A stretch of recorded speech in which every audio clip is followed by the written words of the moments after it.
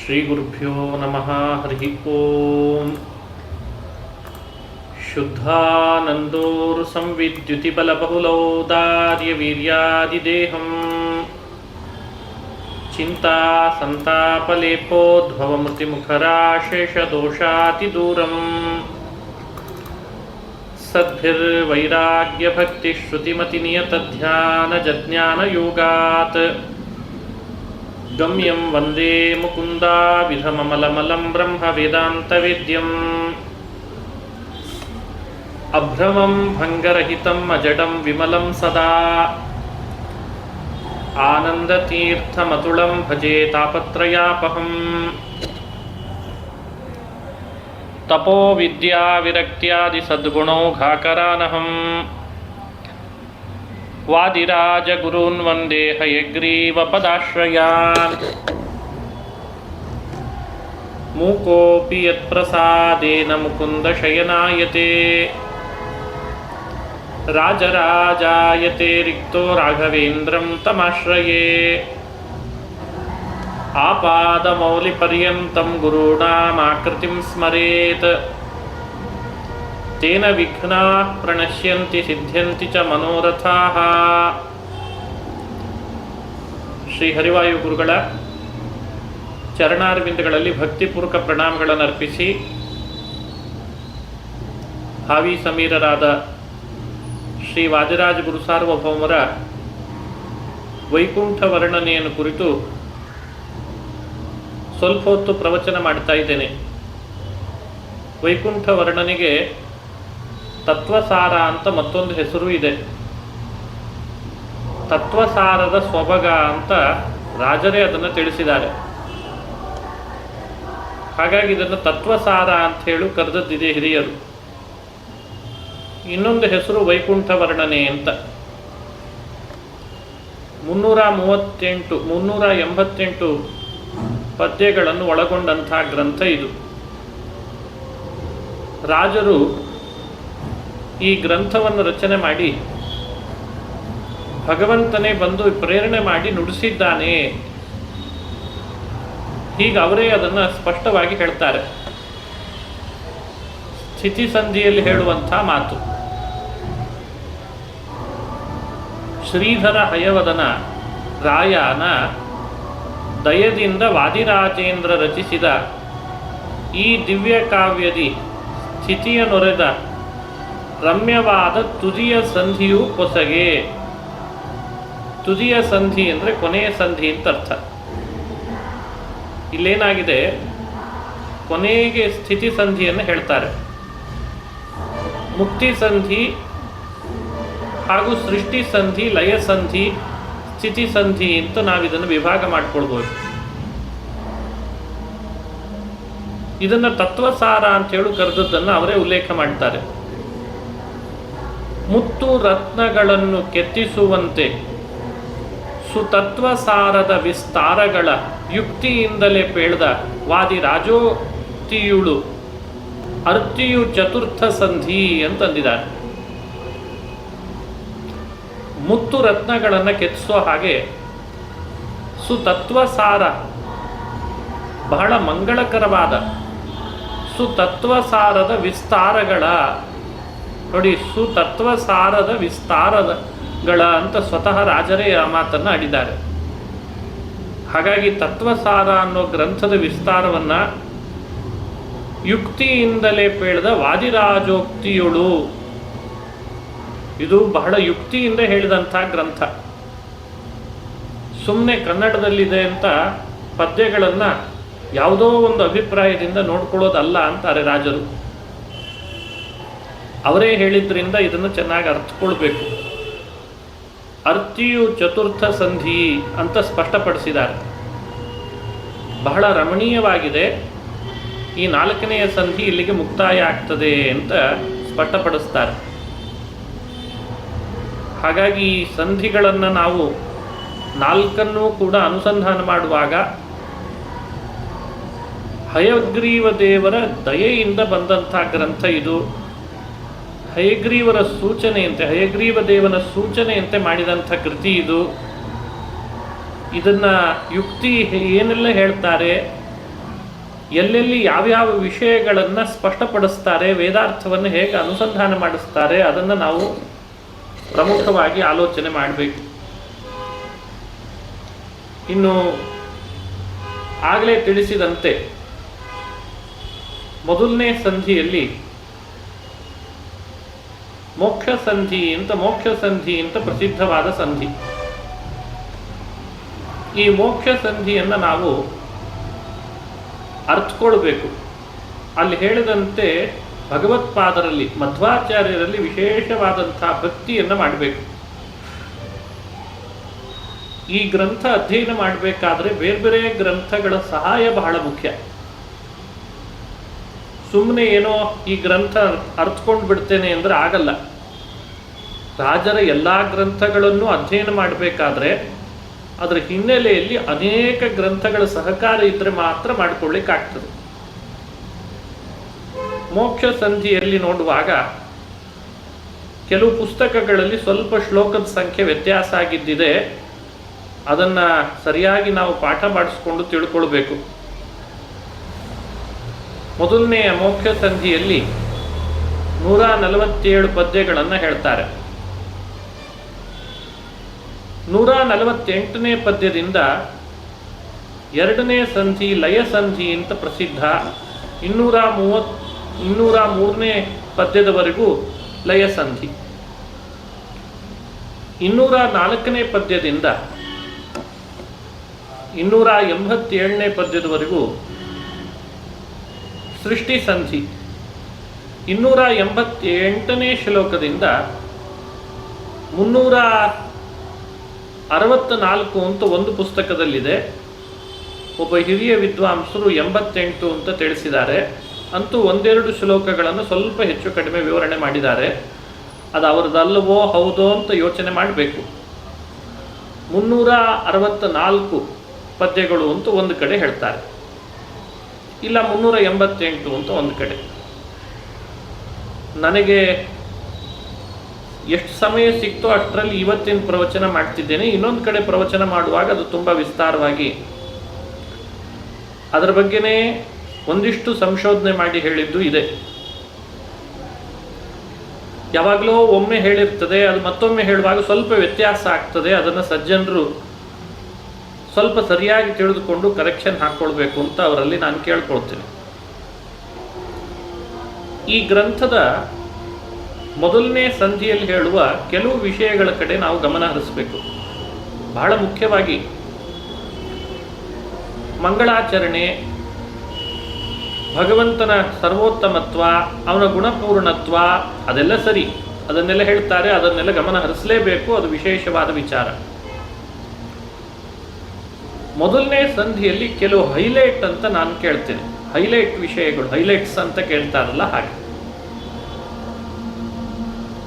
ಒಂದು ಪ್ರಮುಖವಾದ ಇಲ್ಲಿ ಹೈಲೈಟ್ ಏನು ಅಂದರೆ, ನಮ್ಮ ಕರ್ಮೇಂದ್ರಿಯಗಳು, ನಮ್ಮ ಜ್ಞಾನೇಂದ್ರಿಯಗಳು, ಇವುಗಳನ್ನು ಯಾವ ಕಾರಣಕ್ಕೆ, ಯಾವ ಫಲಕ್ಕೆ ವಿನಿಯೋಗ ಮಾಡಬೇಕು ಅನ್ನೋದನ್ನು ರಾಜರಿಲ್ಲಿ ಹೇಳ್ತಾರೆ. ಇದೊಂದು ಮೊದಲನೇ ಸಂಧಿಯಲ್ಲಿ ಹೈಲೈಟ್ ಆದ ವಿಷಯ. ಒಂದು 4 ಶ್ಲೋಕ 41ರಿಂದ 45ರಲ್ಲಿ ಬರ್ತದೆ. ನಮ್ಮ ಕರ್ಮೇಂದ್ರಿಯ, ನಮ್ಮ ಜ್ಞಾನೇಂದ್ರಿಯ, ಇದನ್ನು ಯಾತಕ್ಕಾಗಿ ವಿನಿಯೋಗ ಮಾಡಬೇಕು? ದೇವರು ಕೊಟ್ಟದ್ದು. ಅದನ್ನು ರಾಜರಂತಾರೆ, ನಮ್ಮ ಕರ್ಮೇಂದ್ರಿಯ ಜ್ಞಾನೇಂದ್ರಿಯಗಳನ್ನು ಕೇವಲ ನಾವು ಭಗವಂತನ ಸೇವೆಗಾಗಿ ಹಾಗೂ ಇಂದ್ರಿಯಗಳನ್ನು ನಿಗ್ರಹಿಸಿಕೊಂಡು ಜ್ಞಾನ ಸಂಪಾದನೆಗಾಗಿಯೇ ವಿನಿಯೋಗ ಮಾಡಬೇಕು. ಮತ್ತೊಂದಕ್ಕೆ ವಿನಿಯೋಗ ಮಾಡಿದರೆ ಅರ್ಥ ಇರಲ್ಲ. ಇದು ರಾಜರು ಕೊಡುವಂಥ ಒಂದು ಒಳ್ಳೆಯ ಅದ್ಭುತವಾದ ಸಂದೇಶ. ಇದು ಮೊದಲನೇ ಸಂಧಿಯಲ್ಲಿ ನಾವು ನೋಡ್ತೇವೆ. ಹಾಗಾಗಿ ಮೊದಲನೇ ಸಂಧಿಯನ್ನು ಬಹಳ ಎಚ್ಚರ ವಹಿಸಿ ಪ್ರತಿಯೊಬ್ಬರು ಅನುಸಂಧಾನ ಮಾಡಬೇಕು. ಅವರು ಕೊಡೋ ಉದಾಹರಣೆ, ಅವರ ಪದ್ಯಗಳಲ್ಲಿರುವ ಪ್ರಾಸ, ಅದು ತ್ರಾಸ ಇಲ್ಲದ ಪ್ರಾಸ. ಬಹಳ ಜನ ಬಹಳ ತ್ರಾಸ ಪಟ್ಕೊಂಡು ಪ್ರಾಸ ಮಾಡ್ತಿರ್ತಾರೆ. ಇದನ್ನೆಲ್ಲ ಇಲ್ಲಿ ನಾವು ನೋಡ್ತೇವೆ. ಇನ್ನು ಎರಡನೆಯ ಸಂಧಿಯಲ್ಲಿ, ಆ ಮೊದಲನೇ ಸಂಧಿಯಲ್ಲಿ ಇನ್ನೊಂದು ವಿಷಯ ಹೇಳ್ತಾರೆ. ನಾನು ಸ್ವಲ್ಪ ತಪ್ಪು ಹೇಳಿದೆ ಆವಾಗಲೇ. ಪದ್ಯಗಳ ಸಂಖ್ಯೆ 388. ಈ ಪುಸ್ತಕದಲ್ಲಿ ಸ್ವಲ್ಪ ಪುಟದ ಸಂಖ್ಯೆ ವ್ಯತ್ಯಾಸ ಮಾಡಿದ್ರಿಂದ ನಾನು ವ್ಯತ್ಯಾಸ ಹೇಳಿದೆ. ಅದನ್ನು ಸ್ವಲ್ಪ ತಿದ್ದುಕೊಳ್ಬೇಕು. ಇನ್ನು ಇದೇ ಸಂಧಿಯಲ್ಲಿ, ಮೊದಲನೇ ಸಂಧಿಯಲ್ಲಿ ಮೋಕ್ಷ ಸಾಧನೆಗೆ ಕರ್ಮನ, ಜ್ಞಾನವ, ಭಕ್ತಿಯ ಯಾವುದು ನಿಜವಾದ ಸಾಧನೆ ಅಂತ ನಾವು ಇಟ್ಟುಕೊಳ್ಬೇಕು. ಪ್ರಧಾನ ಸಾಧನೆ ಯಾವುದು? ಅದಕ್ಕೆ ರಾಜರು ಕೊಡುವಂತಹ ಅಭಿಪ್ರಾಯ, ಮುಕ್ತಿಗೆ ಸಾಧನ ಭಕ್ತಿನೇ, ಅದೇ ಪ್ರಧಾನವಾದ ಸಾಧನ. ಅದಕ್ಕೆ ಅವರು ಖಟ್ವಾಂಗ ಅನ್ನೋ ಒಬ್ಬ ರಾಜರ್ಷಿಯ ಚರಿತ್ರೆಯನ್ನು ಹೇಳಿ, ಪರೀಕ್ಷಿತನಿಗೆ ಸದ್ಗತಿ ಕೊಟ್ಟಂತಹ ಅಂಶವನ್ನು ಹೇಳಿ ನಮಗೆ ಅನುಸಂಧಾನ ಮಾಡಿಸ್ತಾರೆ. ಪ್ರಾಸಂಗಿಕವಾಗಿ ಇದರ ಮುಂದಿನ ವಿಷಯ ಇದು ಬಹಳ ದೊಡ್ಡ ಹೈಲೈಟ್ ಈ ಸಂಧಿಯಲ್ಲಿ.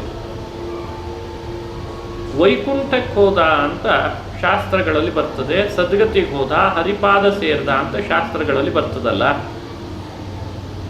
ಆ ಮಾತಿಗೆ ಅರ್ಥ ಏನು ಅಂತ ಇಲ್ಲಿ ಬಿಡಿಸಿದ್ದಾರೆ ಈ ಸಂಧಿಯಲ್ಲಿ.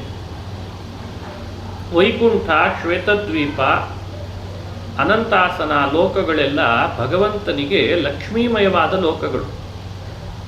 ಅದು ಭಗವಂತನೇ ನಿರ್ಮಾಣ ಮಾಡಿದ್ದಾನೆ. ಅದು ಲಕ್ಷ್ಮೀಮಯವಾದ ಲೋಕ, ಲಕ್ಷ್ಮ್ಯಾತ್ಮಕ ಲೋಕಗಳು ಅಂತ ಕರೀತಾರೆ. ಆ ಲೋಕಗಳಲ್ಲಿ ಎಲ್ಲರಿಗೆ ಪ್ರವೇಶ ಇರಲ್ಲ, ಕೆಲವರಿಗೆ ಮಾತ್ರ ಪ್ರವೇಶ ಇರ್ತದೆ. ಕೆಲವರಿಗೆ ಪ್ರವೇಶ ಇದೆ ಅಂದರೆ ವಾಪಸ್ ಬರ್ಬೋದಾ? ಮುಕ್ತಿ ಸಾಧನೆ ಮಾಡಿಕೊಂಡವರು ಒಳಗೆ ಹೋಗ್ಬೋದಷ್ಟೆ. ಇನ್ನೂ ಸಾಧನ ಪೂರ್ತಿ ಆಗದೆ ಇದ್ದವರಿಗೆ ಒಳಗಡೆ ಅವಕಾಶ ಇಲ್ಲ. ಹಾಗಾದರೆ ಪರೀಕ್ಷಿತ್ ರಾಜ ಇವನು ಮುಕ್ತಿ ಹೊಂದಿದ, ಖಟ್ವಾಂಗ ಮುಕ್ತಿ ಹೊಂದಿದ ಅಂತನೋ ಕಥೆ ಬರ್ತದಲ್ಲ, ಏನದರ ಅಭಿಪ್ರಾಯ? ಮೋಕ್ಷ ಸ್ವರೂಪವನ್ನು ಸ್ಪಷ್ಟಪಡಿಸ್ತಾರೆ. ಅದರಲ್ಲಿ ಎರಡು ಭಾಗ ಇದೆ. ಒಂದು ಅಮುಕ್ತ ಸ್ಥಾನ, ಇನ್ನೊಂದು ಮುಕ್ತ ಸ್ಥಾನ ಅಂತ ಸ್ಪಷ್ಟಪಡಿಸ್ತಾರೆ. ಹಾಗಾಗಿ ಈ ಒಂದು ಸಂಧಿಯಲ್ಲಿ ಈ ವಿಷಯ ಬಹಳ ಪ್ರಮುಖವಾಗಿ ಒಳಗೊಂಡಿದೆ ಅಂತ ನಾವು ನೋಡ್ಬೋದು. ಇನ್ನು ವೈಕುಂಠದಲ್ಲಿಯೂ ಕೂಡ ಆ ಪಟ್ಟಣದಲ್ಲಿ ಒಂದು ಅಯೋಧ್ಯ ಅನ್ನೋ ನಗರ ಇದೆ. ಆ ನಗರದ ಪರಿಕಲ್ಪನೆಯನ್ನು ಬೇರೆ ಪುರಾಣದ ಆಧಾರದಲ್ಲಿ ನಮಗೆ ತಿಳುವಳಿಕೆ ಕೊಡ್ತಾರೆ. ಅಯೋಧ್ಯ ಅಂತ ಕೇವಲ ಭೂಮಿಯಲ್ಲಿ ಭಾರತ ದೇಶದಲ್ಲಿ ನೋಡ್ತೇವಲ್ಲ, ಅದು ರಾಮ ಜನ್ಮಭೂಮಿ ಅಂತ. ಇದೇ ಹೆಸರಿನ ಪಟ್ಟಣ ವೈಕುಂಠಪುರದಲ್ಲಿದೆ ಅನ್ನೋದನ್ನು ರಾಜರು ಈ ಗ್ರಂಥದಲ್ಲಿ ಸ್ಪಷ್ಟಪಡಿಸಿದ್ದಾರೆ. ಇನ್ನೊಂದು ವಿಷಯ ಇಲ್ಲಿ ಹೇಳ್ತಾರೆ. ಶ್ರೀಭಾಗ ಅಂತ ಭಗವಂತನ ವೈಕುಂಠ ಮಂದಿರದಲ್ಲಿದೆ. ಆ ಶ್ರೀಭಾಗದಲ್ಲಿರುವಂತಹ ಭಗವಂತನ ಅಂತಃಪುರಕ್ಕೆ ಎಲ್ರಿಗೂ ಪ್ರವೇಶ ಇಲ್ಲ. ಆದರೆ ಅಪ್ರತೀಕಾಲಂಬನರು, ಪ್ರತೀಕಾಲಂಬನರು ಅಂತ ಎರಡು ಥರದ ಸಾಧಕ ವರ್ಗ. ಅಪ್ರತೀಕಾಲಂಬನರನ್ನು ವಾಯುದೇವರು ಅಲ್ಲಿರುವಂತಹ ಭಗವಂತನ ಪಟ್ಟಣಕ್ಕೆ, ಅವರ ದರ್ಶನಕ್ಕೆ ಅವಕಾಶ ಮಾಡಿಸ್ತಾರೆ, ಅಲ್ಲಿಗೆ ಕರೆದುಕೊಂಡು ಹೋಗ್ತಾರೆ. ಉಳಿದವರಿಗೆ ಅಲ್ಲಿ ಪ್ರವೇಶಕ್ಕೆ ಅವಕಾಶ ಇಲ್ಲ ಅಂತ ಅನ್ನೋ ವಿಷಯವನ್ನು ಇಲ್ಲಿ ಹೇಳ್ತಾರೆ. ಮುಕ್ತರಲ್ಲಿ ಎಲ್ಲರಲ್ಲಿಯೂ ಇರುವಂತಹ ಸಮಾನ ಧರ್ಮಗಳು ಯಾವುದು? ಇನ್ನು ಶ್ರೀಭಾಗ ಅಂತ ಏನು ಭಗವಂತನ ಮಂದಿರ ಇದೆ, ಅಲ್ಲಿ ಶ್ರೀಭಾಗ ಅಂತ ಒಂದು ಭಾಗ, ಅದರ ಸುತ್ತಲೂ ವಿರಜಾ ನದಿ ಯಾವಾಗಲೂ ಹರಿತದೆ. ಅದರ ಅಳತೆ ಎಷ್ಟು ಅನ್ನೋದ್ರ ವಿವರಣೆಯು ಮುಕ್ತಿ ಸಂಧಿಯಲ್ಲಿ ಕೊಟ್ಟಿದ್ದಾರೆ. ಇನ್ನು ಆ ವಿರಜಾ ನದಿ ಸ್ನಾನದಿಂದ ಸಾಧನೆ ಪೂರ್ಣ ಮಾಡಿಕೊಂಡವರೆಲ್ಲರೂ ತಮ್ಮ ಲಿಂಗದೇಹವನ್ನು ಅಲ್ಲಿ ಭಂಗಗೊಳಿಸ್ಕೊಳ್ತಾರೆ ಅನ್ನೋ ವಿಷಯವನ್ನು, ಪ್ರಮೇಯ ವಿಷಯವನ್ನು ಇಲ್ಲಿ ಹೇಳ್ತಾರೆ. ಇನ್ನು ಚತುರ್ವಿಧವಾದ ಮುಕ್ತಿ, ವಿವಿಧ ಮುಕ್ತಿಯ ಲಕ್ಷಣಗಳು, ಮುಕ್ತರು ಯಾವಾಗಲೂ ಸತ್ಯ ಸಂಕಲ್ಪರಾಗಿರ್ತಾರೆ. ಅವರು ನಿಷಿದ್ಧ ಕರ್ಮವನ್ನು ಮಾಡೋದೇ ಇಲ್ಲ.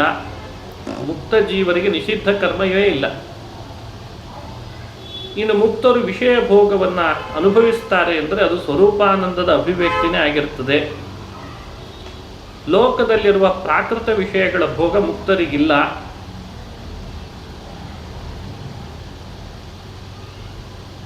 ಅರ ಮತ್ತು ನ್ಯಾ ಅಂತ ಒಂದು ವಿಶೇಷವಾದ ಅಮೃತ ಸಮುದ್ರ ಇದೆ.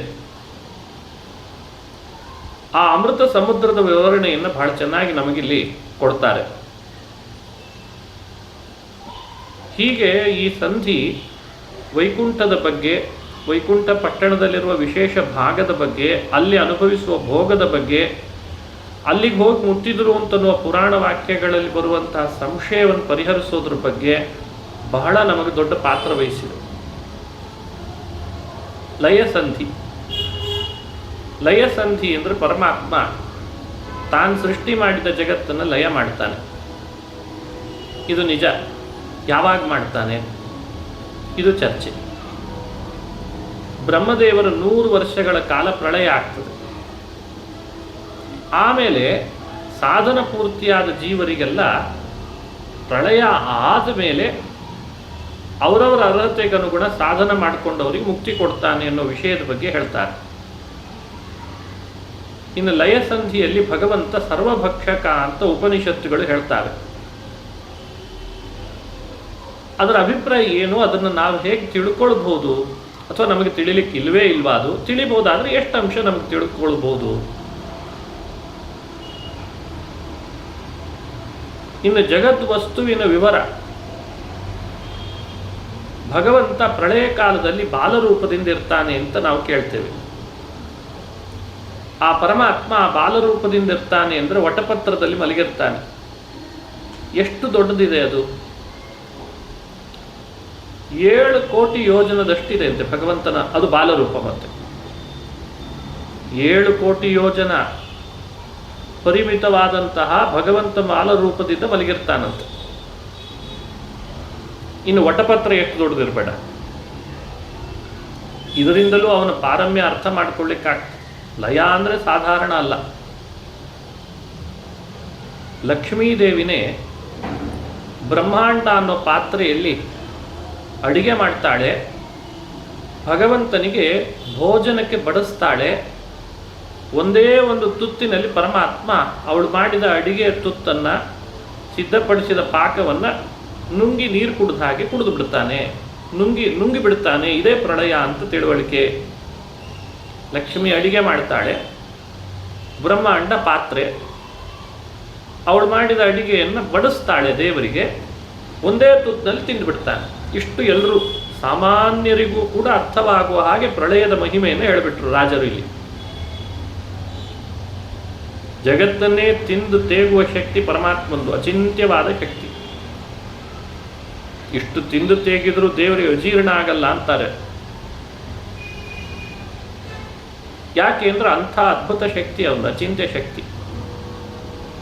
ಸರ್ವ ಭಕ್ಷಕನೂ ಹೌದು, ಸರ್ವ ಉತ್ಪಾದಕನೂ ಹೌದು ಅನ್ನೋ ಗುಣ ತಿಳಿಬೇಕು ಅವನಲ್ಲಿ. ಸರ್ವ ರಕ್ಷಕನೂ ಹೌದು, ಮೋಕ್ಷದಾತರೂ ಹೌದು.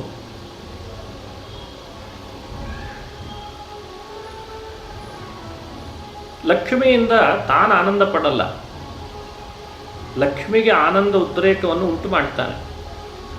ಸ್ವರಮಣ ತಾನು, ಅಂಥ ಮಹಿಮಾ. ಇದು ಪ್ರಳಯದಲ್ಲಿ ಪರಮಾತ್ಮ ಲಕ್ಷ್ಮಿಗೆ ಕೊಡುವ ವಿಶೇಷವಾದ ಆನಂದ. ಲಕ್ಷ್ಮಿ ಒಟ್ಟಿಗೆ ರಮಿಸೋದು, ಗಂಡ ತನ್ನ ಹೆಂಡತಿಯೊಟ್ಟಿಗೆ ರಮಿಸೋದು, ಇದು ಲೋಕದಲ್ಲಿ ನಾವು ಕೇಳ್ತೇವೆ. ಭಗವಂತ ತನ್ನ ಪತ್ನಿಯೊಟ್ಟಿಗೆ ರಮಿಸ್ತಾನೆ ಅನ್ನೋದು ಒಂದು ಭಕ್ತರಿಗೆ ಅವಶ್ಯ ಚಿಂತನೀಯ ವಿಷಯ ಅಂತಾರೆ. ಯಾಕಂದರೆ ಅದು ಪ್ರಳಯಕ್ಕೆ ಸಂಬಂಧಪಟ್ಟ ಚಿಂತನೆ. ಲಕ್ಷ್ಮ್ಯಾತ್ಮಕವಾದ್ದರಿಂದ ಆ ವೈಕುಂಠ ಅನಂತಾಸನ ಶ್ವೇತದ್ವೀಪಗಳು ಪ್ರಳಯ ಆದಾಗ ನಾಶ ಆಗಿರ್ತಾವೋ ಇಲ್ವೋ ಅನ್ನೋ ಚರ್ಚೆ. ಅವುಗಳಿಗೆ ನಾಶ ಇದೆನಾ? ಎಲ್ಲ ನಾಶ ಆಗ್ತದೆ ಅಂದರೆ ಅವುಗಳಿಗೂ ನಾಶ ಆಗಿಬಿಡ್ತು, ಅವುಗಳೊಳಗಿರುವಂಥ ಜೀವರು ನಾಶ ಆಗಿಬಿಟ್ರೇನೋ ಅಂತ ಕೆಲವರಿಗೆ ತಪ್ಪುಕಲ್ಪನೆ ಇದೆ.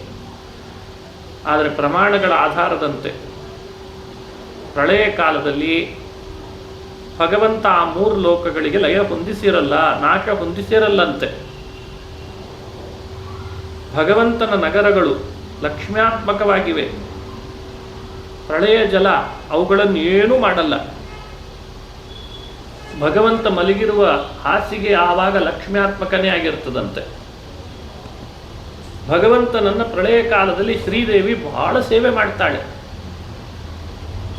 ಸೃಷ್ಟಿ ಕಾಲದಲ್ಲಿ ಬ್ರಹ್ಮಾದಿಗಳೆಲ್ಲರೂ ಕೂಡ ಸೇವೆ ಮಾಡ್ತಾರೆ. ಪ್ರಳಯ ಕಾಲದಲ್ಲಿ ಅವರು ಯಾರೂ ಇರಲ್ಲ, ಲಕ್ಷ್ಮಿ ಮಾತ್ರ ಸೇವೆ ಮಾಡ್ತಾರೆ. ಈ ವ್ಯತ್ಯಾಸವನ್ನು ಸಾಧಕರು ತಿಳ್ಕೊಳ್ಬೇಕು ಅನ್ನೋ ಪ್ರಮೇಯ ಇಲ್ಲಿ ಹೇಳ್ತಾರೆ. ಶ್ರೀದೇವಿ, ಭೂದೇವಿ, ದುರ್ಗಾದೇವಿ ಅಂತ 3 ರೂಪ ಭಗವಂತನ ವಿಶೇಷ ಸೇವೆ ಮಾಡ್ತಾರೆ. ಇವುಗಳಿಂದ ಸಹಿತವಾದ ಪರಮಾತ್ಮನನ್ನ ವಾಯುದೇವರು ನಿದ್ರಾರಹಿತರು, ನಿದ್ರೆ ಇಲ್ಲ ಅವರಿಗೆ, ಅವರ ಜ್ಞಾನಕ್ಕೆ ನಾಶವೂ ಇಲ್ಲ. ಆಗಲೂ ಕೂಡ ವಾಯುದೇವರು ಭಗವಂತನ ಸೇವಾ ತತ್ಪರರಾಗಿರ್ತಾರೆ. ಇದು ಪ್ರಳಯ ಕಾಲದಲ್ಲಿ ಮುಕ್ತರು ತಿಳಿಬೇಕಾದ ಮತ್ತೊಂದು ಅಂಶ. ಭಾಗವತದಲ್ಲಿ ಶ್ರುತಿಗೀತ ಅಂತ ಒಂದು ಪ್ರಸಿದ್ಧ, ಅದು ತುಂಬ ಕಠಿಣ. ಜಯ ಜಯ ಅಂತ ಪ್ರಾರಂಭ ಆಗ್ತದೆ. ಅದು ದುರ್ಗಾಸ್ತುತಿ, ಅದು ಭಗವಂತನನ್ನು ಕುರಿತು ಮಾಡಿದ್ದು ಸ್ತೋತ್ರ ಅಂತ ಪ್ರಸಿದ್ಧ. ಅದು ಭಗವಂತ ಯೋಗ ನಿದ್ರೆಯಲ್ಲಿರುವಾಗ ಏನೆಲ್ಲ ತಾನು ಮಾಡ್ತಾನೆ ಅನ್ನೋದನ್ನು ಅದು ವರ್ಣನೆ ಮಾಡ್ತದೆ. ಆಮೇಲೆ ಯೋಗ ನಿದ್ರೆಯಿಂದ ಉಪರಮಿಸ್ತಾನೆ. 2 ಥರದ ಇಚ್ಛೆ, ಸ್ವಗುಣಾಚ್ಛಾದಿಕ, ಪರಮಾಚ್ಛಾದಿಕ, ಅದನ್ನು ಸಾಧಕರ ಮೇಲೆ ಹಾಕಿರ್ತಾನೆ.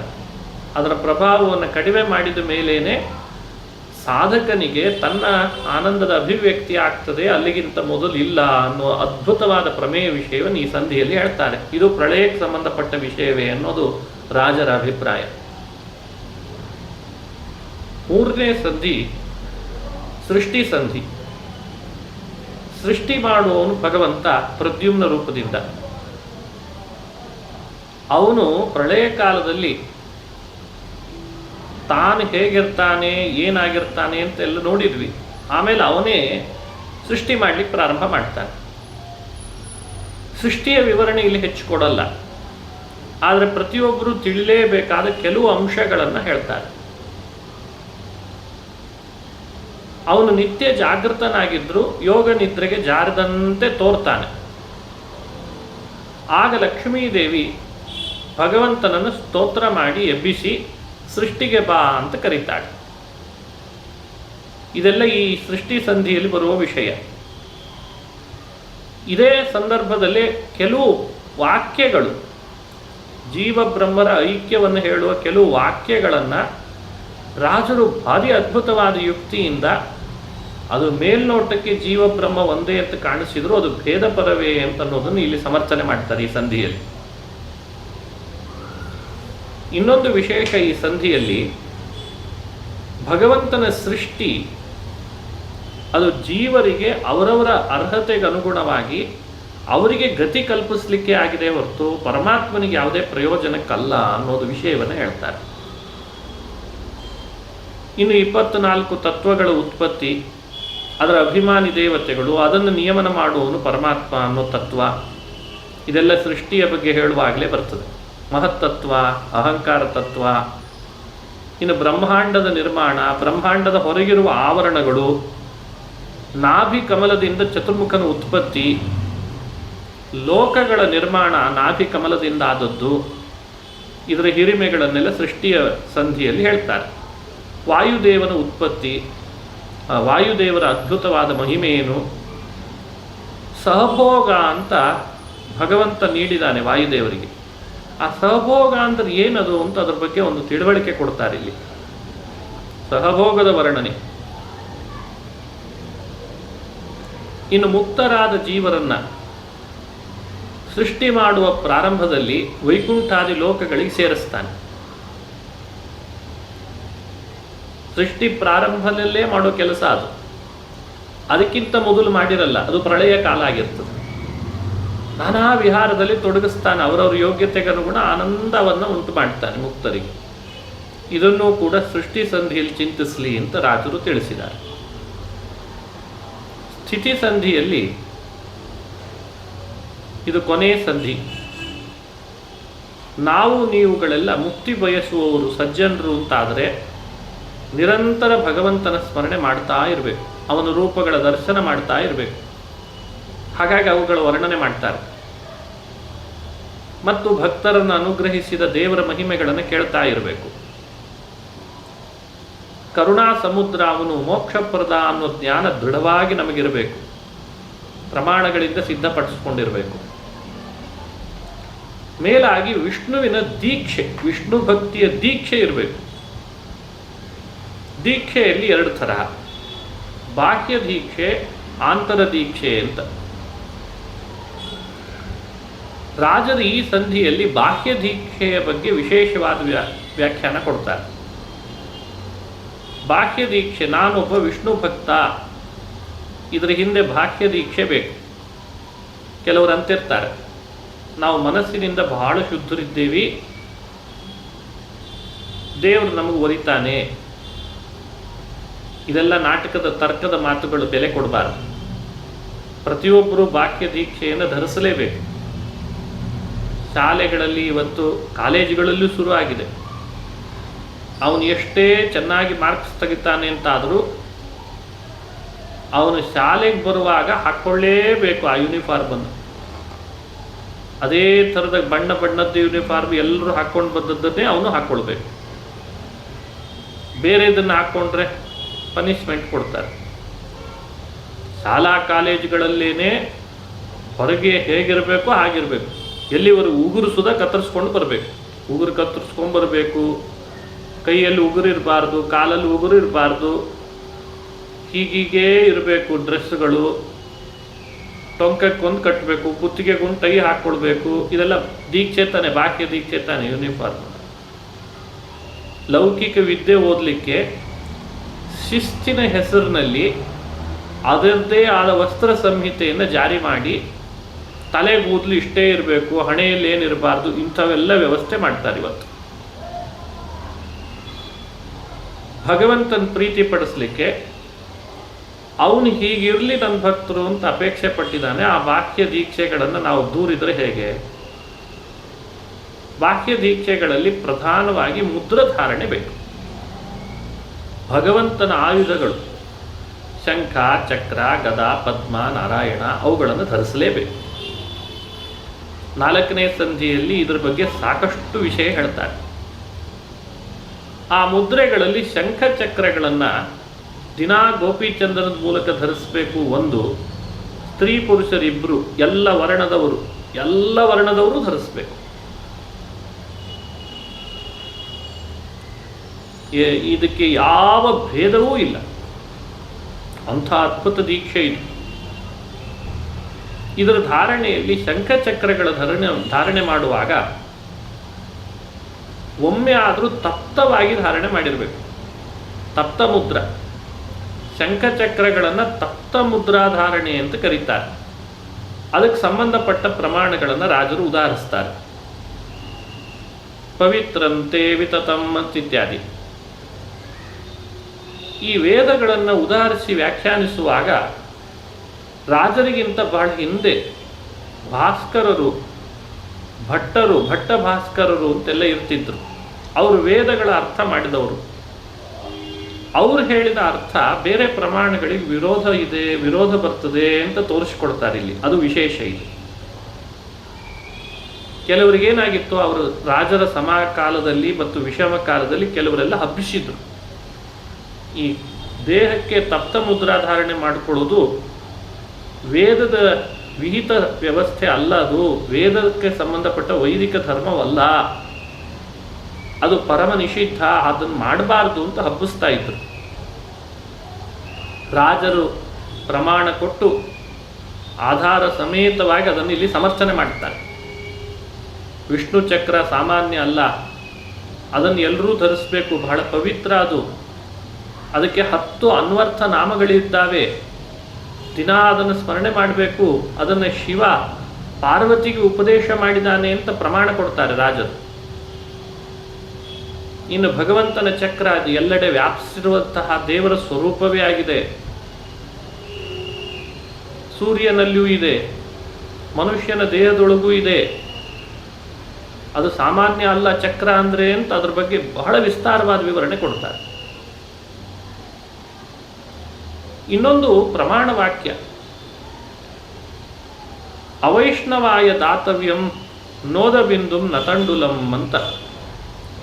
ಅವೈಷ್ಣವನಿಗೆ ಒಂದು ಬಿಂದುವಷ್ಟು ನೀರನ್ನು ಕೊಡಬಾರ್ದು, ಒಂದು ಬಿಂದುವಿನಷ್ಟು ನೀರನ್ನು ಕೊಡಬಾರ್ದು, ತಂಡುಲವನ್ನು ಕೊಡಬಾರ್ದು ಅಂತ ಒಂದು ಪ್ರಮಾಣ ವಾಕ್ಯ ಇದೆ.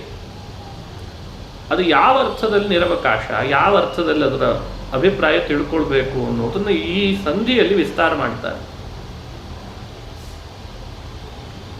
ಇನ್ನು ಯಾರು ದಿನ ಚಕ್ರಧಾರಣೆ ಮಾಡಲ್ಲ, ಸ್ತ್ರೀ ಇರ್ಬೋದು ಪುರುಷನೇ ಇರ್ಬೋದು, ಅವನು ಭಗವಂತನ ಪೂಜೆಗೆ ಅರ್ಹನೇ ಅಲ್ಲ.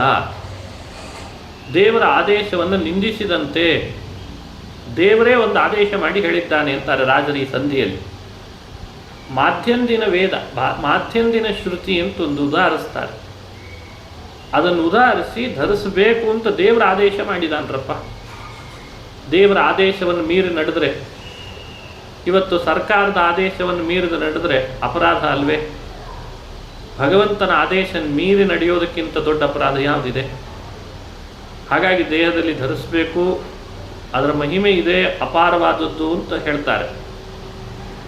ಭಗವಂತ ದಶಾವತಾರವನ್ನು ಮಾಡಿದ್ದೇನು? ಜಗತ್ತಿನ ರಕ್ಷಣೆ. ಹಾಗಾಗಿ ಅಂಥ ಭಗವಂತನ ಉಪಕಾರದ ಸ್ಮರಣೆ ಮಾಡಬೇಕು ಭಕ್ತರಾದವರು. ಅವನ ಸರ್ವೋತ್ತಮತೆಯನ್ನು ತಿಳಿದುಕೊಳ್ಬೇಕು. ತ್ರಿವಿಧ ಜೀವರಿಗೆ ಅವರವರ ಅರ್ಹತೆಗೆ ಅನುಗುಣ ಪದವಿ ಕೊಡುವಂತಹ ಶಕ್ತಿನೇ ಪರಮಾತ್ಮ ಅಂತ ಅರಿತುಕೊಳ್ಬೇಕು. ಅದನ್ನು ಇಲ್ಲಿ ಸಮರ್ಥನೆ ಮಾಡ್ತಾರೆ. ದೇವತೆಗಳಿಗೆ, ದಾನವರಿಗೆ, ಮಾನವರಿಗೆ ಸಿಗುವಂತಹ ವಿಸ್ತಾರವಾದ ಅವರವರ ಅರ್ಹತೆಗೆ ಅನುಗುಣವಾದ ಗತಿ ಅಂತಹದ್ದು, ಅದಕ್ಕಿರುವ ಪ್ರಮಾಣಗಳು, ಅವರ ಇರುವ ಲಿಂಗದೇಹ ಭಂಗದ ವಿಷಯವನ್ನು ಇಲ್ಲಿ ಹೇಳ್ತಾನೆ. ಎರಡು ವಿಷಯ ಬಹಳ ವಿಶೇಷ. ಒಂದು, ಸೃಷ್ಟಿ ಸಂಧಿಯಲ್ಲಿ ಸೃಷ್ಟಿ ಮಾಡುವ ಪರಮಾತ್ಮ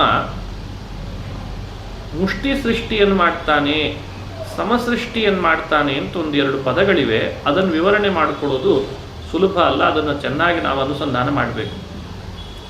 ಇನ್ನೊಂದು, ಸ್ಥಿತಿ ಸಂಧಿಯಲ್ಲಿ ಲಿಂಗದೇಹದ ವಿವರಣೆ ಮಾಡ್ತಾರೆ, ಲಿಂಗದೇಹದ ಭಂಗದ ವಿವರಣೆ ಮಾಡ್ತಾರೆ. ಅದು ಕೂಡ ತ್ರಿವಿಧ ಜೀವರಿಗೆ ಲಿಂಗದೇಹ ಭಂಗ ಇದೆನಾ? ಇದೆ ಅಂದರೆ ಮಧ್ಯಮ ಜೀವರಿಗೆ, ನಿತ್ಯ ಸಂಸಾರಿಗಳ ಲಿಂಗದೇಹದ ಬಗ್ಗೆ ಏನು ಹೇಳೋಣ ಅನ್ನೋದ್ರದ್ದು ಇಲ್ಲಿ ವಿವರಣೆ ಇದೆ. ಇನ್ನು ಪರನಾಮಕನಾದ ಬ್ರಹ್ಮನ 100 ವರ್ಷ ಆಯುಷ್ಯ, ಅದು ಭಗವಂತನಿಗೆ ನಿಮೇಷ ಅಂತ ಹೇಳ್ತದೆ. ಆ ಕಾಲಗಳ ಗಣನೆಯನ್ನು ವಿವರಣೆ ಮಾಡ್ತಾರೆ. ಮಾಡಿ ಇಂಥ ಕಾಲದಿಂದ ಭಗವಂತ ಅತೀತನಾಗಿದ್ದಾನೆ ಅಂತ ಹೇಳಿ ಈ ಗ್ರಂಥವನ್ನು ಕೊನೆಗೊಳಿಸ್ತಾರೆ ರಾಜರು. ಇದು ವೈಕುಂಠ ವರ್ಣನೆಯ ತತ್ವಸಾರ ಗ್ರಂಥದ ಸ್ಥೂಲವಾದ ಪರಿಚಯ. ಇದನ್ನು ಅಧ್ಯಯನ ಮಾಡಿಕೊಂಡು ರಾಜರಲ್ಲಿ ವಿಶೇಷವಾಗಿ ಭಕ್ತಿ ಮಾಡಬೇಕು. ವಾಯುದೇವರಲ್ಲಿ, ಭಗವಂತನಲ್ಲಿ ವಿಶೇಷವಾದ ಭಕ್ತಿ ಮಾಡಬೇಕು. ಸುಮ್ಮನೆ ಅಲ್ಲ ಈ ಗ್ರಂಥ. ಈ ಗ್ರಂಥವನ್ನು ಕೇಳಿದ್ರೇ ಪುಣ್ಯ. ಇದೊಂದು ಪುಣ್ಯದ ಕಥೆ ಅಂತಾರವರು. ಇದು ಸಾಧಾರಣ ಅಲ್ಲ, ಇದು ಪುಣ್ಯದ ಕಥೆ. ಇದು ಪುಣ್ಯ ಕಥೆ, ಲೋಕಕ್ಕಿದು ಮುಕುತಿಯ ಪಥ, ಇದು ಕೇಳುವವನೇ ಕೃತಾರ್ಥ. ಪಲ್ಲವಿ. ಇದು ಪುಣ್ಯದ ಕಥೆ. ಸಜ್ಜನ ಲೋಕ ಇದನ್ನು ಕೇಳಲಿ. ಇದು ಮೋಕ್ಷದ ಕಥೆ, ಮೋಕ್ಷದ ಪಥ, ಮೋಕ್ಷದ ದಾರಿ ಅಂತ ಅರ್ಥ. ಸಜ್ಜನರಿಗೆ ಕರೆ ಕೊಡ್ತಾರೆ, ಕೇಳುವವನೇ ಕೃತಾರ್ಥ. ನಾನು ಹೇಳುವ ಈ ಮಾತುಗಳನ್ನು ಯಾರು ಕೇಳ್ತಾರೋ ಅವನು ಕೃತಾರ್ಥ ಅಂತಾರೆ ರಾಜರು. ಮೇಲೆನಿಪ ನಾಟಿ ಮೊದಲಾದ ರಾಗಂಗಳ ತಾಳಮೇಳದಿ 4 ಸಂಧಿ ಶ್ರೀಲೋಲಚರಿತೆಯ ತತ್ವ ರಹಸ್ಯದ ಮಾಲೆ ಪೇಳ್ವರಿಗೆ ಅಲಂಕಾರ. ಉತ್ತಮವಾದ ನಾಟಿ ಮುಂತಾದ ರಾಗಗಳನ್ನು ಇಲ್ಲಿ ಸೇರಿಸಿದ್ದಾರೆ. ಪ್ರತಿ ಪದ್ಯಕ್ಕೂ ಸೂಚಿಸುವಂಥ ರಾಗಗಳಲ್ಲಿ ಅದ್ಭುತವಾದ ಸಂಗೀತ ಶಾಸ್ತ್ರ ಅನುಸಾರಿಯಾದ ರಾಗಗಳನ್ನು ವಿನ್ಯಾಸ ಮಾಡ್ತಾರೆ ರಾಜರು. ಯಾಕಂದರೆ ರಾಜರೇ ಹೇಳ್ಕೊಂಡಿದ್ದಾರೆ ಒಂದು ಕಡೆ ತೀರ್ಥ ಪ್ರಬಂಧದಲ್ಲಿ, ಸಂಗೀತ ಲೋಲಯತಿ ಪುಂಗವ ಗೀತಗಾತಂ ಅಂತಾರವರು. ಸಂಗೀತ ಲೋಲಯತಿ ಪುಂಗವ, ಸಂಗೀತ ಶಾಸ್ತ್ರ ಬಹಳ ನೆಚ್ಚಿನ ಶಾಸ್ತ್ರ ರಾಜರಿಗೆ. ಅದರಲ್ಲಿ ಕರಗತವಾಗಿತ್ತು. ಅವರ ಪಾಂಡಿತ್ಯ ಅದ್ಭುತ, ಅಪಾರ. ಹಾಗಾಗಿ ಇಲ್ಲಿಯೂ ಕೂಡ ಸಂಗೀತ ಶಾಸ್ತ್ರ ಅನುಸಾರಿಯಾದ ರಾಗಗಳನ್ನು ಸೇರಿಸಿದ್ದಾರೆ. ಅದಕ್ಕೆ ರಾಗಂಗಳ ತಾಳ ಮೇಳದಿ 4 ಸಂಧಿ ಶ್ರೀಲೋಲ ಚರಿತೆಯ ತತ್ವ ರಹಸ್ಯದ ಮಾಲೆ ಪೇಳ್ವರಿಗೆ ಅಲಂಕಾರ. ಈ ಮಾಲೆಯನ್ನು ಯಾರು ಹೇಳ್ತಾರೋ ಈ ತತ್ವ ರಹಸ್ಯದ ಮಾಲೆ ಇದನ್ನು ಹೇಳುವವನು ಕೇಳುವವನು ಅವನು ಕುತ್ತಿಗೆಗೆ ಹಾಕ್ಕೊಳ್ಳುವ ಒಂದು ದೊಡ್ಡ ಅಲಂಕಾರ ಅಂತಂತಾರೆ ರಾಜರು. ಇದನ್ನು ಏನೆಲ್ಲ ಒಳಗಿದೆ? ಕನ್ನಡಿಯೊಳು ತೋರ್ಪಂತೆ ಪೂರ್ಣ ಪ್ರಜ್ಞರ ಮತದುನ್ನತ ತತ್ವಸಾರವನ್ನು ಕನ್ನಡಿಸಿ ಬಣ್ಣಿಸಿದ ವಾದಿರಾಜ ಮುನಿಯ ಭಿನ್ನಪವನ್ನೆಲ್ಲ ಮನ್ನಿಪುದು ಅಂತಂತಾರೆ. ಎಷ್ಟು ವಿನಯ ನೋಡಿ ರಾಜರಿಗೆ. ಕನ್ನಡಿಯೊಳು ತೋರ್ಪಂತೆ ಪೂರ್ಣಪ್ರಜ್ಞರ ಮತದುನ್ನತ ತತ್ವಸಾರವನ್ನು ಕನ್ನಡಿಸಿ ಬಣ್ಣಿಸಿದ ವಾದಿರಾಜ ಮುನಿಯ ಭಿನ್ನಪವನ್ನೆಲ್ಲ ಮನ್ನಿಪುದು. ಸಜ್ಜನರಿಗೆ ವಿನಯ ಪ್ರದರ್ಶನ ಮಾಡ್ತಾರೆ, ಹೇಳ್ತಾರೆ. ಪೂರ್ಣಪ್ರಜ್ಞರು ಅಂದರೆ ಮಧ್ವಾಚಾರ್ಯರು. ಎಂದಿದ್ರೂ ಅವರ ಸಿದ್ಧಾಂತ ಸರ್ವೋತ್ತಮವಾದ ಸಿದ್ಧಾಂತ. ಆ ಸಿದ್ಧಾಂತದ ತತ್ವಸಾರವನ್ನು ಕನ್ನಡದಲ್ಲಿ ತೋರಿಸ್ತಾ ಇದ್ದಾನೆ ಈ ವಾದಿರಾಜ ಮುನಿ.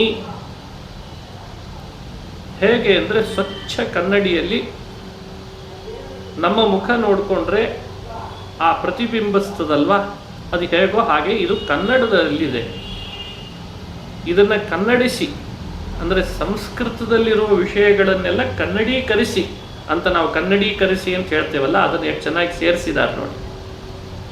ಇಂಥ ರಾಜರು ಇಲ್ಲೇನಾದರೂ ಮನ್ನಿಪುದು, ಇದನ್ನು ಯಾವ ಕಾರಣಕ್ಕೂ ಬಿಡದೆ ಪ್ರತಿಯೊಬ್ಬರೂ ಕೂಡ ಕೇಳಬೇಕು, ಚೆನ್ನಾಗಿ ಕೇಳಬೇಕು. ಭಿನ್ನಪವನ್ನೆಲ್ಲ ಮನ್ನಿಪುದು. ಇಲ್ಲಿ ಭಿನ್ನ ಮಾಡಿಕೊಳ್ತಾರೆ. ಇದನ್ನು ಕೇಳು, ಇದನ್ನು ತಿಳಿ, ಇದನ್ನು ಅನುಭವಕ್ಕೆ ತಂದುಕೋ ಅಂತ ಏನೆಲ್ಲ ಹೇಳ್ತಾರೆ, ಅದನ್ನೆಲ್ಲ ಚೆನ್ನಾಗಿ ಪ್ರತಿಯೊಬ್ಬರು ಕೂಡ ತಿಳಿದುಕೊಳ್ಳಿ ಅಂತ ಕರೆ ಕೊಡ್ತಾರೆ. ಮೊದಲನೇ ಪದ್ಯ ನಿಷ್ಕಳಂಕ ಚಂದ್ರವದನ ಶುಕ್ಲವಸನ ಲಕ್ಷ ಶಶಿವರ್ಣ ಪ್ರಸನ್ನ 4 ತೋಳಿನ ವಿಷ್ಣು ನಮ್ಮ ವಿಘ್ನಗಳ ಘಕ್ಕನೆ ವರಿಸಿ ರಕ್ಷಿಸಲಿ. ನಿಷ್ಕಳಂಕ ಚಂದ್ರವದನ ಇದೊಂದು ಪುರಾಣದಲ್ಲಿರುವ ಶ್ಲೋಕದ ಕನ್ನಡೀಕರಿಸಿರುವ ಕ್ರಮ. ರಾಜರು ಭಜನೆ ಮಾಡುವಾಗ ಶುಕ್ಲಾಂ ಬರಧರಂ ವಿಷ್ಣುಂ ಶಶಿವರ್ಣಂ ಚತುರ್ಭುಜಂ ಪ್ರಸನ್ನವದನಂ ಧ್ಯಾಯೇತ್ ಸರ್ವವಿಘ್ನೋಪಶಾಂತಯೇ. ಇದು ಸ್ಮೃತಿ. ಈ ಮಾತನ್ನು ರಾಜರು ಹೇಗೆ ಕನ್ನಡೀಕರಿಸ್ತಾರೆ? ನಿಷ್ಕಳಂಕ ಚಂದ್ರವದನ ಶುಕ್ಲಾಂ ಬರಧರಂ ವಿಷ್ಣುಂ ಶಶಿವರ್ಣಂ ಚತುರ್ಭುಜಂ.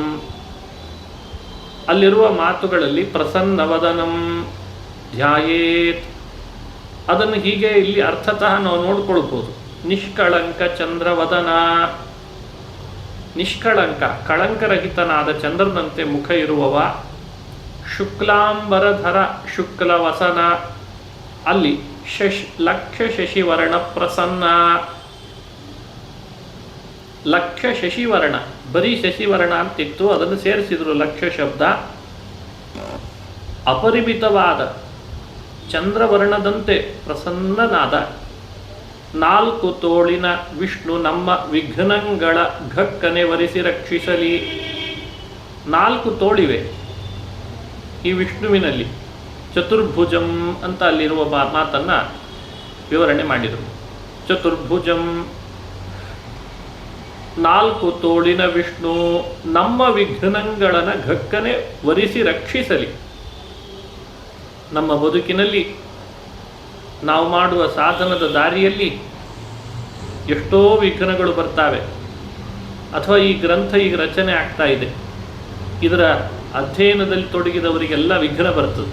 ತಾವು ವಿಘ್ನ ಇಲ್ದಿರ್ಬೋದು ವಾದಿರಾಜರಿಗೆ, ಇದರ ಅಧ್ಯಯನದಲ್ಲಿ ತೊಡಗಿದವರಿಗೆ ವಿಘ್ನ ಬರ್ತದೆ. ಅದನ್ನು 4 ಕೈಗಳಿರುವ ವಿಷ್ಣು ಅದನ್ನು ದೂರ ಮಾಡಲಿ, ಪರಿಹಾರ ಮಾಡಿ ಅವರನ್ನು ರಕ್ಷಿಸಲಿ ಅಂತ ಬೇಡ್ತಾರೆ. ಹೇಗೆ ನೋಡಿ, ಶ್ಲೋಕಗಳನ್ನು ಹೇಗೆ ಕನ್ನಡೀಕರಿಸಬೇಕು ಅನ್ನೋದಕ್ಕೆ ಸ್ಫೂರ್ತಿ ವಾದಿರಾಜರು. ಸಂಸ್ಕೃತ ಬಿಟ್ಟಿದ್ದೇನೆ ಅಂತಲ್ಲ, ಸಂಸ್ಕೃತದ ಪದನೇ ಇಟ್ಟಿದ್ದೇನೆ ಅಂತ ಹೇಳೂ ಅಲ್ಲ. ಆದರೆ ಕನ್ನಡೀಕರಿಸುವ ಪದ್ಧತಿಯನ್ನು ಹೇಳಿಕೊಡ್ತಾರೆ.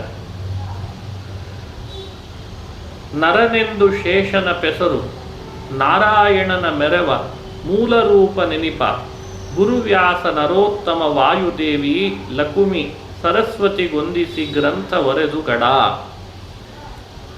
ಗ್ರಂಥವ ಮಾಡಿದ ವೇದವ್ಯಾಸ ಎಂಬ ಮುನೀಂದ್ರರು ವೃಂದಾರಕರ ಗುರುವೆಂದು ಇಂದಿರೇಶನೆಂಬ ಮೂಲರೂಪವಾದ ಚಂದದ ಪೆಸರುಳ್ಳವನೆಂದು ವರ್ಣಿಸಿತು. ವಾಣಿಯ ಬಲಗೊಂಬೆ ಪ್ರಾಣನಾಥನ ಪಾದಕಾರಕ, ಅದನ್ನು ಹೇಳ್ತಾರೆ. ಪ್ರಾಣನಾಥನ ಪಾದಕಾನಿನ್ ಆ ನೆರಗುವೆ ರಮೆಯಡಿಗೆ ಆ ನಮಿಸುವೆ ಹಯವದನ ದೇವೋತ್ತಮನ ಮಾನಸದಲ್ಲಿಟ್ಟು ನೆನೆವೆ. ಮಹಾಭಾರತದ ಪ್ರಾರಂಭದಲ್ಲಿ ನಾವು ನೋಡ್ತೇವೆ, ನಾರಾಯಣಂ ನಮಸ್ಕೃತ್ಯ ಶ್ಲೋಕ ಇದೆ. ಮೊದಲನೇ ಶ್ಲೋಕ ಮಹಾಭಾರತದ್ದನ್ನು ಭಗವತ್ಪಾದರು ನಿರ್ಣಯಿಸಿಕೊಟ್ಟಿದ್ದಾರೆ. ನಾರಾಯಣಂ ಸುರಗುರುಂ ಜಗದೇಕನಾಥಂ. ಅಲ್ಲೇ ಬರುವ ಮುಂದುವರೆದ ಭಾಗದಲ್ಲಿ ಈ ಶ್ಲೋಕನೂ ಬರ್ತದೆ, ನಾರಾಯಣಂ ನಮಸ್ಕೃತ್ಯ ನರಂಚೈವ ನರೋತ್ತಮ. ಇದು ವಿಷ್ಣು ಭಕ್ತರು ಮಾಡಬೇಕಾದ ತರತಮ ಭಾವದೊಂದಿಗೆ ನಮಸ್ಕಾರ. ಇದು ಮುಕ್ತಿಯೋಗ್ಯರಿಗೆ ಯೋಗ್ಯವಾದ ನಮಸ್ಕಾರ. ಬ್ರಹ್ಮಕಾಂಡ ಗರುಡ ಪುರಾಣದಲ್ಲಿ ವಿಷಯವನ್ನು ಹೇಳಿದ್ದು. ಅದನ್ನೇ ಮನಸ್ಸಿನಲ್ಲಿಟ್ಟುಕೊಂಡು ರಾಜರು ನೋಡಿ, ನಮ್ಮ ವ್ಯಾಸರು ಹೇಗೆ ನಮಸ್ಕಾರ ಮಾಡೋದು ಹೇಳಿಕೊಟ್ಟಿದ್ದಾರೆ, ಅದನ್ನು ಎಲ್ಲರೂ ಅನುಸರಿಸಲಿ ಅಂತ ಕನ್ನಡೀಕರಿಸ್ತಾರೆ ಆ ಶ್ಲೋಕವನ್ನು. ನರನೆಂದು ಶೇಷನ ಪೆಸರು ನಾರಾಯಣನ ಮೆರೆವ ಮೂಲ ರೂಪ ನೆನಿಪ. ನಾರಾಯಣಂ ನಮಸ್ಕೃತ್ಯ ಅನ್ನೋಲ್ಲಿ ನರಂಚೈವ ನರೋತ್ತಮಂ. ನರ ಅದು ಶೇಷನಿಗೆ ಹೆಸರು, ನಾರಾಯಣ ಅದು ಭಗವಂತ ಮೂಲ ರೂಪ. ಗುರುವ್ಯಾಸ ನರೋತ್ತಮ ವಾಯು. ವ್ಯಾಸಂ ಅಂದರೆ ಗುರುವ್ಯಾಸ, ಗುರು. ನರೋತ್ತಮಂ ಅಂದರೆ ವಾಯು. ದೇವಿ ಲಕುಮಿ ಸರಸ್ವತಿಗೊಂದಿಸಿ ಗ್ರಂಥ ಒರೆಯುವುದು ಗಡ. ಸರಸ್ವತಿ ದೇವಿಗೆ ನಮಸ್ಕಾರ ಮಾಡಿ, ದೇವೀಂ ಸರಸ್ವತೀಂ ವ್ಯಾಸಂ ತಥೋ ಜಯಮುದೀರಯೇತ್. ಹೀಗಿದೆ ಶ್ಲೋಕ. ಅದನ್ನು ಅತಿ ಸ್ಪಷ್ಟವಾಗಿ ವಿವರಣೆ ಮಾಡಿಬಿಟ್ಟು. ಯಾಕಿದನ್ನು ಮಾಡ್ತಾರೆ? ಮುಂದೆ ತಾವು ಮಾಡಲಿಕ್ಕೆ ಹೊರಟಿರುವ ಏನು ಗ್ರಂಥದಲ್ಲಿ ವಿಷಯ ಆ ಮಾಲೆ ಇದೆ, ಅದೆಲ್ಲ ವ್ಯಾಸರು, ವೇದವ್ಯಾಸರು ಮಾಡಿಕೊಟ್ಟ ಪುರಾಣ ಮಹಾಭಾರತಗಳಲ್ಲಿ ಬಂದಿರುವ ವಿಷಯಗಳದ್ದೇ ಸಾರ. ಅವುಗಳನ್ನು ಬಿಟ್ಟು ನಾವು ಒಂದು ಹೊಸ ಗ್ರಂಥ ಬರ್ತೇವೆ ಅಂತ ಭಾವಿಸಬೇಡಿ ಅಂತ ಅಭಿಪ್ರಾಯ. ಎಲ್ಲದಕ್ಕೂ ಮೂಲ ವೇದವ್ಯಾಸ. ಅವರು ಕೊಟ್ಟ ಮಹಾಭಾರತ, ಅವರು ಕೊಟ್ಟ ಮಹಾಭಾರತ ಪುರಾಣ ಬ್ರಹ್ಮಸೂತ್ರಗಳೇ ಮೂಲ. ಇದು ನಮಗೆ ಈ ಗ್ರಂಥಾಧ್ಯಯನದಲ್ಲಿ ತೊಡಗುವ ಮುನ್ನ ಜ್ಞಾನ ಇರಬೇಕು. ಇತ್ತೀಚೆಗೆ ಅದೆಲ್ಲ ಆ ಸಾಂಪ್ರದಾಯಿಕ ವ್ಯವಸ್ಥೆಗಳೇ ದೂರ ಹೋಗ್ಲಿಕ್ಕೆ ಶುರು ಆಗಿದೆ. ಒಂದು ಚಿಕ್ಕ ಪುಸ್ತಕ ಬರೆದೆ, ನಾನು ಸ್ವತಂತ್ರವಾಗಿ ಬರೆದಿದ್ದೀನಿ, ನಂದೇ ವಿಚಾರಧಾರೆಗಳು, ನಂದೇ ಥಾಟ್ಸ್ ಅಂತ ಹೇಳೋರೆ ಬಹಳ ಆಗಿದ್ದಾರೆ. ಒಂದು ಸಣ್ಣ ಪ್ರವಚನ ಮಾಡಿದ್ರು, ಅದರ ಹಿಂದೆ ತನ್ನತನವನ್ನೇ ತುಂಬಿ, ಇದನ್ನು ಇವರೇ ಹೇಳಿದ್ರು ಅನ್ನೋ ಹಂಗೆ ಬಿಂಬಿಸ್ತಾನೆ. ವಾಸ್ತವಿಕ ಅಲ್ಲ. ಎಲ್ಲವನ್ನು ಹೇಳಿದವನು ವೇದವ್ಯಾಸ. ಎಲ್ಲರಿಗೂ ದೇವತೆ ನಾರಾಯಣ. ಮಹಾಭಾರತದ ಅದ್ಭುತ ಪಾತ್ರಗಳಲ್ಲಿ ಅರ್ಜುನ, ಭೀಮಸೇನ ಅವರೇ ಎಲ್ಲರಿಗೂ ಒಳಗಿದ್ದು ಮೂಲ ಪ್ರೇರೇಪಕರು ಪ್ರತಿಯೊಂದಕ್ಕೂ. ಹಾಗಾಗಿ ಅವರನ್ನೇ ನಮಸ್ಕರಿಸಿ ಗ್ರಂಥಗಳ ಅಧ್ಯಯನ, ಜ್ಞಾನ ಸಂಪಾದನೆಯಲ್ಲಿ ತೊಡಗಬೇಕು ಅನ್ನೋದು ವಿಷ್ಣು ಭಕ್ತರಿಗೆ ಗರುಡ ಪುರಾಣ ಬ್ರಹ್ಮಕಾಂಡ ಹೇಳಿಕೊಟ್ಟ ಪದ್ಧತಿ. ಅದಕ್ಕೆ ಗ್ರಂಥವ ಮಾಡಿದ ವೇದವ್ಯಾಸ ಎಂಬ ಮುನೀಂದ್ರರು ವೃಂದಾರಕರ ಗುರುವೆಂದು ಇಂದಿರೇಶನೆಂಬ ಮೂಲ ರೂಪವಾದ ಚಂದದ ಪೆಸರುಳ್ಳವನೆಂದು ವರ್ಣಿಸಿತು. ವೇದವ್ಯಾಸ ಅನ್ನುವ ಪದ ಬಹಳ ಚಂದಪ್ಪ. ಎಷ್ಟು ಪ್ರಸಿದ್ಧಿ ಪಡೆದಿದೆ ಆ ಪದ. ಅದು ಮೂಲ ರೂಪ ನಾರಾಯಣನಲ್ಲದೆ ಮತ್ತೊಬ್ಬನಲ್ಲ. ಯಾರ್ದೋ ಮಾತು ಕೇಳಿ ಆ ವೇದವ್ಯಾಸ ಶಬ್ದದಿಂದ ಕರೆಸ್ಕೊಳ್ಳೋನನ್ನ ಸಾಮಾನ್ಯ ಒಬ್ಬ ಋಷಿ ಅಂತ ಭ್ರಮಿಸಬೇಡ. ಅದು ಮೂಲ ರೂಪನಾದ ನಾರಾಯಣನಿಗೆ ಇಂದಿರೇಶನೆಂಬ ಮೂಲ ರೂಪವಾದ ಚಂದದ ಪೆಸರುಳ್ಳವನೆಂದು ವರ್ಣಿಸಿತು. ಹಾಗಾಗಿ ವೇದವ್ಯಾಸ ಅಂದರೆ ಬೇರೆ ಅಂತ ಕೆಲವರು ಅಭಿಪ್ರಾಯ ಪಡ್ತಾರೆ. ಆ ಶುಭನಾಮ ಅದೇನಿದ್ರು ಭಗವಂತ ನಾರಾಯಣನಿಗೆ, ಮೂಲರೂಪಿ ನಾರಾಯಣನಿಗೆ ಮತ್ತೊಂದು ಹೆಸರು, ಅವನವತಾರವೇ ಅದು. ಇನ್ನು ವಾಣಿಯ ಬಲಗೊಂಬೆ ಪ್ರಾಣನಾಥನ ಪಾದಕಾನೆರುಗುವೆ. ವಾಣಿ ಅಂದರೆ ಸರಸ್ವತಿ, ಭಾರತೀಯರಿಗೆ ಹೆಸರಿದೆ. ಬಲಗೊಂಬೆ ಆಶ್ರಯ ಬಲವನ್ನು ಅವರಲ್ಲಿ ಪ್ರಾರ್ಥಿಸ್ತೇನೆ. ಪ್ರಾಣನಾಥನ ಪಾದಕ್ಕೆ, ಮುಖ್ಯ ಪ್ರಾಣದೇವರ ಪಾದಗಳಿಗೆ ಆನು ಎರಗುವೆ, ನಾನು ನಮಸ್ಕಾರ ಮಾಡ್ತೇನೆ. ಎರಗುವೆ ಅಂದರೆ ನಮಸ್ಕಾರ ಮಾಡ್ತೇನೆ. ರಮೆಯಡಿಗೆ ಆ ನಮಿಸುವೆ, ಲಕ್ಷ್ಮಿಗೆ ನಮಸ್ಕಾರ ಮಾಡ್ತೇನೆ. ಹಯವದನ ದೇವೋತ್ತಮನ ಮಾನಸದೊಳಗಿಟ್ಟು ನೆನೆವೇ. ಮನಸ್ಸಿನಲ್ಲಿ ಎಲ್ಲ ಪ್ರೇರೇಪಣೆ ಮಾಡುವ ಆ ಎಲ್ಲ ನೆನಪಿನ ಮಜಲುಗಳನ್ನು, ನೆನಪಿನ ಆ ತರಂಗಗಳನ್ನು ಹೃದಯದಲ್ಲಿ ಯಾವಾಗಲೂ ಎಬ್ಬಿಸುವ ಹಯಗ್ರೀವ ದೇವರನ್ನು ನಮಸ್ಕಾರ ಮಾಡ್ತೇನೆ. ಹಯಗ್ರೀವ ದೇವರೇ ಎಲ್ಲ ಕೊಡ್ತಾರೆ ನನಗೆ ಅಂತ ಸ್ವತಃ ರಾಜರೇ ಹೇಳಿದ್ದಾರೆ. ಈಗ ನೋಡಿ, ನಾರಾಯಣಂ ನಮಸ್ಕೃತ್ಯ ಶ್ಲೋಕವನ್ನು ಎಷ್ಟು ವಿಸ್ತಾರವಾಗಿ ವ್ಯಾಖ್ಯಾನ ಮಾಡ್ತಾರೆ. ಇನ್ನೊಂದು, ನಮ್ಮ ಸಂಪ್ರದಾಯದಲ್ಲಿ ಈ ಶ್ಲೋಕ ಬಹಳ ಪ್ರಸಿದ್ಧಿ ಪಡೆದಿದೆ. ಅದನ್ನು ಕನ್ನಡೀಕರಿಸಿದ್ದಾರೆ ರಾಜರು. ಯಾರೂ ಮರಿಬಾರದು ಈ ಶ್ಲೋಕ ನಿಜವಾಗ್ಲೂ. ಲಕ್ಷ್ಮೀ ನಾರಾಯಣಂ ವಂದೇ ತದ್ಭಕ್ತ ಪ್ರವರೋಹಿಯ ಶ್ರೀಮದಾನಂದ ತೀರ್ಥಾಖ್ಯೋ ಗುರುಸ್ತಂಚನ ಮಾಮ್ಯಹಂ ಅಂತ ಒಂದು ಶ್ಲೋಕ. ಲಕ್ಷ್ಮೀನಾರಾಯಣನಿಗೆ ನಮಸ್ಕರಿಸಿ, ಆ ಲಕ್ಷ್ಮೀನಾರಾಯಣನ ಭಕ್ತರಲ್ಲೇ ಅತ್ಯಂತ ಶ್ರೇಷ್ಠರು ಆನಂದ ತೀರ್ಥರು, ಅವರೇ ನನ್ನ ಗುರುಗಳು, ಅವರಿಗೂ ನಮಸ್ಕರಿಸ್ತೇನೆ. ಇದು ನೋಡಿ, ಎಲ್ಲ ಭಗವತ್ ಭಕ್ತರು ಮಾಧ್ವ ಪರಂಪರೆಯಲ್ಲಿ ಬಂದವರು ಈ ಶ್ಲೋಕವನ್ನು ಸ್ತ್ರೀ ಪುರುಷರಿಬ್ಬರೂ ಹೇಳುವ ಪ್ರಯತ್ನ ಮಾಡಬೇಕು. ಈ ಶ್ಲೋಕವನ್ನು ರಾಜರು ಇಲ್ಲಿ ವ್ಯಾಖ್ಯಾನ ಮಾಡಿ ಹೇಳ್ತಾರೆ. ಇನ್ನು ಕೆಲವು ಭಾಗವತ ಶ್ಲೋಕವನ್ನು ಕೂಡ ಇಲ್ಲಿ ವ್ಯಾಖ್ಯಾನ ಮಾಡ್ತಾರೆ. ಅದಕ್ಕೆ ಸಮರ್ಥನೆ ಕೊಡ್ತಾರೆ. ಗುರುಗಳು ಅಂದರೆ ಇವರೇ, ದೇವರು ಅಂದರೆ ಅವನೇ, ದೇವ ಅಂದರೆ ನಾರಾಯಣನೇ, ಗುರುಗಳು ಅಂದರೆ ಈ ಮಧ್ವಾಚಾರ್ಯರೇ. ಯಾರು ಇದನ್ನು ಮರೆಯೋ ಹಾಗಿಲ್ಲ ಅಂತ ನಮಗೆ ಎಚ್ಚರಿಕೆ ಕೊಡ್ತಾರೆ, ಸಾಧನೆ ಮಾಡ್ತಾರೆ, ಶ್ರುತಿಗಳಿಂದ ಸಾಧನೆ ಮಾಡಿ ತೋರಿಸ್ತಾರೆ. ಮಿಕ್ಕ ದೇವರ್ಕಗಳ ಲೆಕ್ಕಿಸದೆ ಲಕುಮಿ ಮನ ಉಕ್ಕಿಯವಗೆ ಮಾಲೆ ಇಕ್ಕಿದಳು, ಅಕ್ಕರದಿ ಲಕುಮಿ ನಾರಾಯಣರ್ಗೆರೆಗೆ ತದ್ಭಕ್ತ ಮಧ್ವಮುನಿಗೆ ಶರಣೆಂಬೆ. ನೋಡಿ, ಆ ಹಿಂದೆ ಶ್ಲೋಕ ನಾನು ಓದಿದ್ನಲ್ಲ, ಇನ್ನೂ ಒಂದು ಭಾಗವತದಲ್ಲಿ 8ನೇ ಸ್ಕಂದದ ಶ್ಲೋಕವನ್ನು ಉದಾಹರಿಸ್ತಾರೆ. ಅದರದ್ದು ಅರ್ಥ ಇಲ್ಲಿ ಬರೆದಿದ್ದಾರೆ. ಏತಾವತಾಲಂ ನನು ಸೂಚಿತೇನ ಗುಣೈರಸಾಮ್ಯೈರನತಿಶಯಾನೇಸ್ಯ ಹಿತ್ವೇತರಾನ್ ಪ್ರಾರ್ಥಯತೋ ವಿಭೂತಿ ಯಸ್ಯಾಂಘ್ರಿರೇಣುಂ ಜುಷತೆ ಅನಭೀಪ್ಸೋಃ. ಇದು ಭಾಗವತದ 8ನೇ ಸ್ಕಂದದಲ್ಲಿ ಬರುವ ಶ್ಲೋಕ. ಈ ಎರಡೂ ಶ್ಲೋಕದ ಸಾರವನ್ನು ಒಂದು ಶ್ಲೋಕದಲ್ಲಿ, ಒಂದು ಪದ್ಯದಲ್ಲಿ ರಾಜರು ಸಂಗ್ರಹಿಸ್ತಾರೆ, ಅರ್ಥೈಸಿ ಹೇಳ್ತಾರೆ. ಅಲ್ಲೇನಾಗಿದೆ? ಹಿತ್ವೇತರಾನ್ ಪ್ರಾರ್ಥಯತೋ ವಿಭೂತಿ.